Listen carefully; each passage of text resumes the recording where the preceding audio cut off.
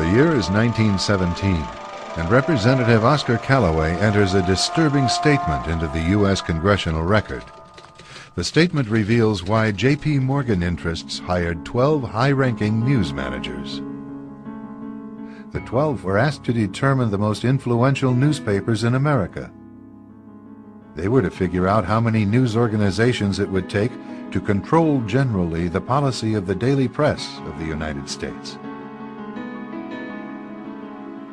The 12 found it was only necessary to purchase the control of 25 of the greatest papers. An agreement was reached. The policy of the papers was bought, and an editor was placed at each paper to ensure that all published information was in keeping with the new policy. Soon, that policy would be defined by a front group formed by J.P. Morgan and his colleagues.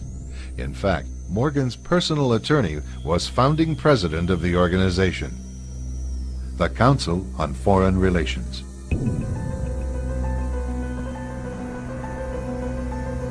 Today, the CFR maintains that its goal is to increase America's understanding of the world.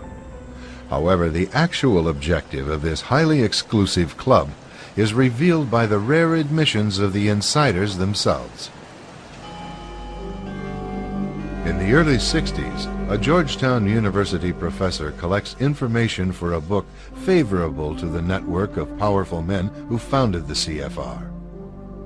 For 2 years, Professor Carroll Quigley is allowed to examine the confidential papers and secret records of this network. Quigley reveals that these men aim to create a world system of financial control in private hands, able to dominate the political system of each country and the economy of the world as a whole. In short, they seek total and quiet control of the entire world. And the CFR is their most visible conduit for carrying out that agenda. CFR members include America's wealthiest tycoons, as well as the highly placed elite in government, academic institutions, tax-exempt foundations, and the establishment media. Ruling Class Journalists, written by Richard Harwood, describes the CFR membership as the ruling establishment in the United States.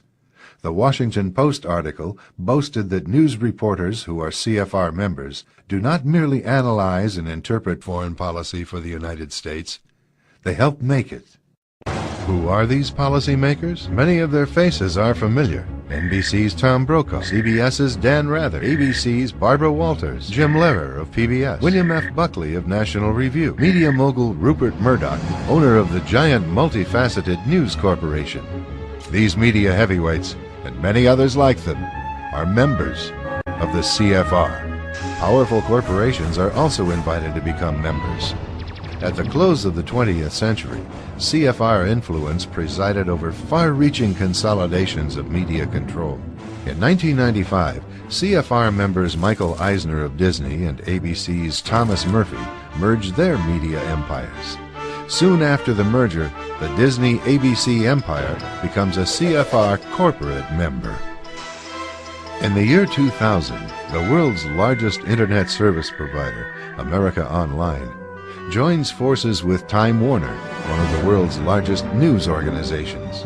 The CEOs favoring the move are CNN's Thomas Johnson and Time Warner's Gerald Levin, both CFR members. Once again, another media giant is created under the shadow of CFR influence. Today, an elite handful of individuals define the agendas that are supported by the empire of establishment news.